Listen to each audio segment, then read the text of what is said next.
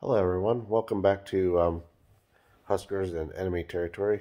So I wasn't really sure on what I was going to talk about today, but I decided to touch on the Pro Football Hall of Fame inductee class. Since it's kind of a slow sports day today, I wasn't really sure what to speak on, but I was going to talk about NCAA basketball, but my Huskers ended up losing today to the Minnesota Gophers, so it kind of made me a little disappointed in trying to talk NCAA basketball. So I'll just touch on the Pro Football Hall of Fame inductees. So I did try and do a video prior to this, but for some reason I wasn't able to unpause it and start the video over. So I'm just basically starting fresh from the beginning. So I noticed Peyton Manning. He's probably one of the best quarterbacks to ever play the game. Um, I also noticed Charles or not, yeah, Charles Woodson. He played for Michigan. He won the Heisman. He won a Super Bowl with the Green Bay Packers. Played for the Oakland Raiders for a little while.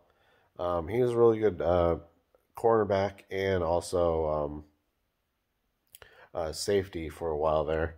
Um, I kind of liked him. I mean, he was a Michigan guy, and obviously I like Nebraska. So I mean, it didn't really matter back then, though. He kind of graduated, I think, in like '98 or whatever. So Nebraska wasn't really in the Big Ten at that point. So I mean, it didn't really matter if I liked him or not. But um, there's a guy, Drew Pearson.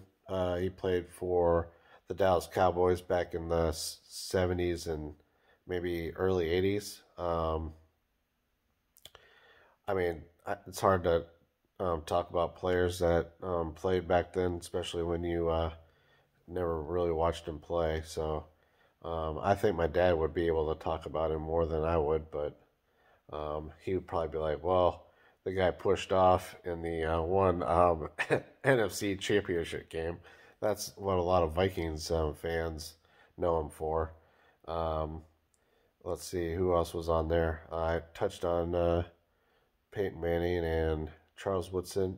John Lynch, he's the current 49ers general manager, but he played for Tampa Bay and the Denver Broncos for some time.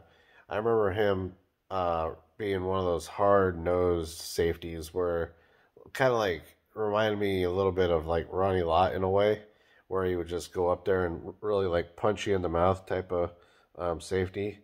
I mean, we kind of still have those type of guys, but not like Ronnie Lott or John Lynch. Can't remember the guy.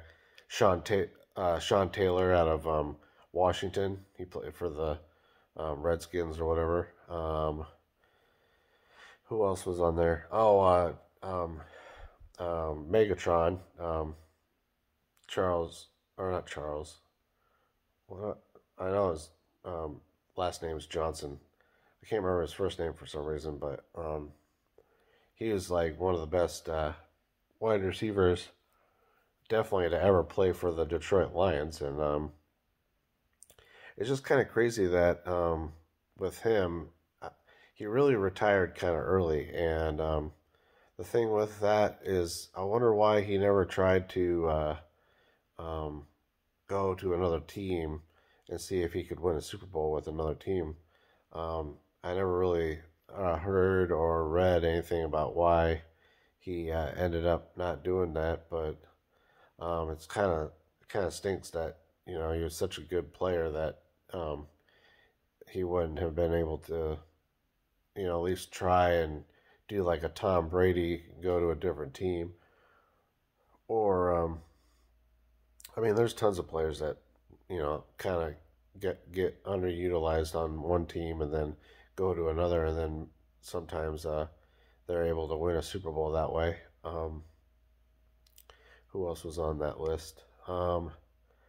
I mean, the one player that I really wish would be considered would be Roger Craig. He played for Nebraska, so there's a lot of um, you know, uh,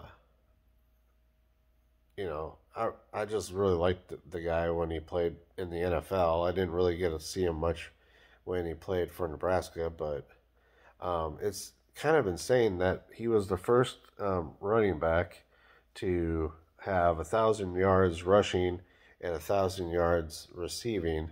First ever do that, and he's still not in the NFL Hall of Fame. I'm not really sure on all the receiving and rushing and touchdowns and whatnot that he had, but I think he had about 8,000 or 9,000 yards rushing, and I, you would have to think that he had like maybe like 5,000 yards receiving, and he played for the Niners, the Vikings, and I think the Oakland Raiders. Those were all of his teams, and he was really a really good player for the Niners. I think he won 3 Super Bowls with them. So like, I just don't understand why they keep passing him up. That's just insane to me. Um, I don't know. I just sometimes I wonder, you know, what these. I wonder if it's the writers that induct the players for the Pro Football Hall of Fame. I'm not really sure on that. If any of you guys out there know what that is or who does that, I know for baseball that's who votes for the Hall of Fame, but it might be a little different for football. Maybe I'll look that up in the next couple days if I remember or not. But that was one name that I'm kind of always pulling for.